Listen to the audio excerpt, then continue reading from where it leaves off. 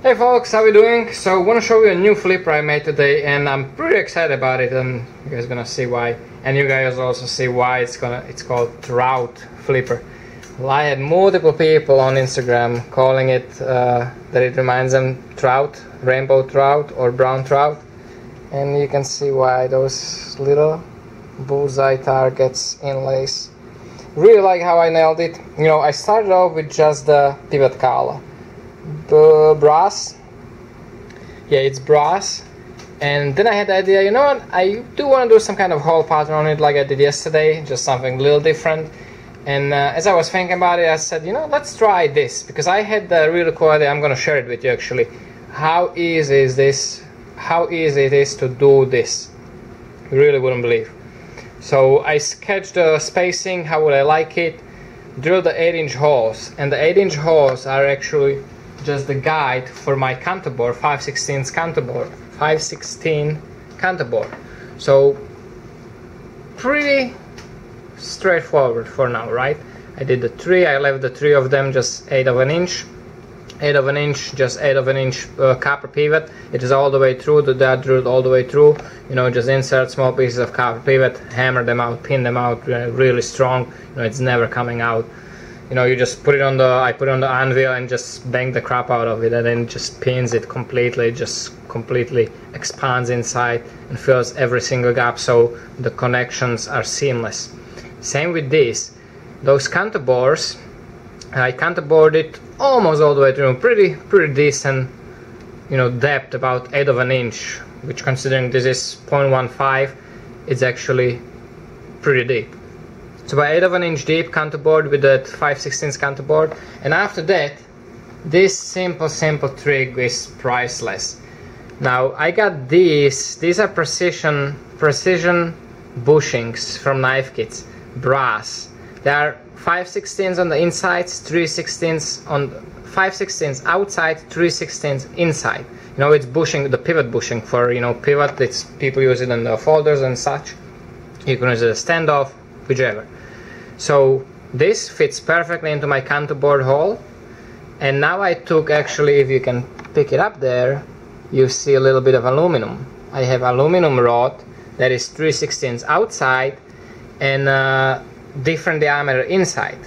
Now this one is a little different, but if you actually focus on this one here, I'm not even sure if you can make it out. The copper inside actually still has a bronze, so you have bronze, aluminum, bronze, copper. So into my aluminum rod, actually I'll grab it just so you can get a good idea what I'm talking about. Right here. So you have aluminum rod and then the bronze rod that fits inside. Unfortunately, the inside of the bronze rod is less than 1/8 of an inch. So, you know, I put this in, put it in there. I was actually able to use 2 of these.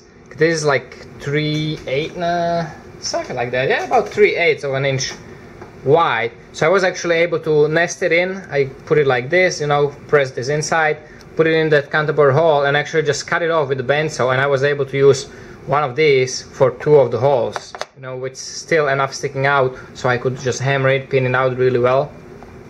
So then you see there is a hole. What I did was I just turned the scale on the other side and just drilled through that original 8-inch hole again, which left on this one, it actually ripped it off.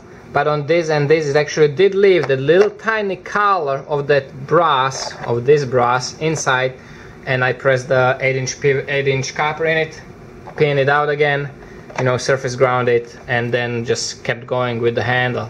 And I love how it came out. It's just really cool. It looks so intricate, like so.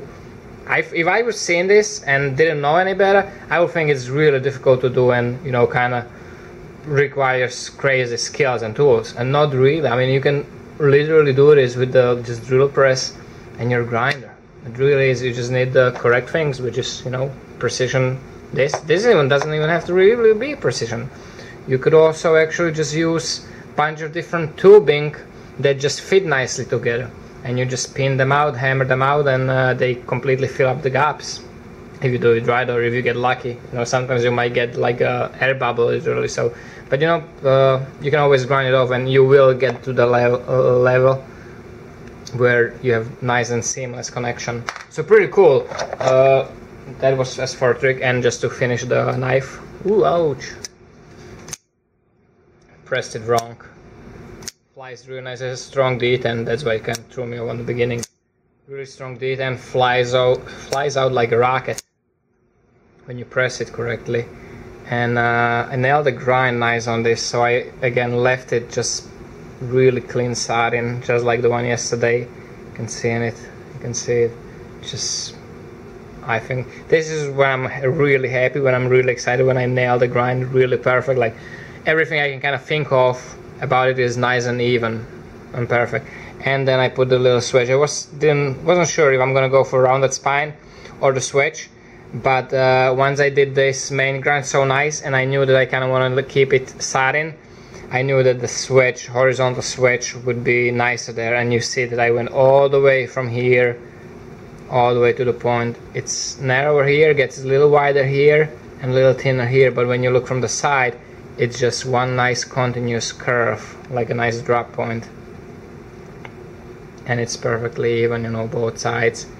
Nice little jimping, very even, very precise.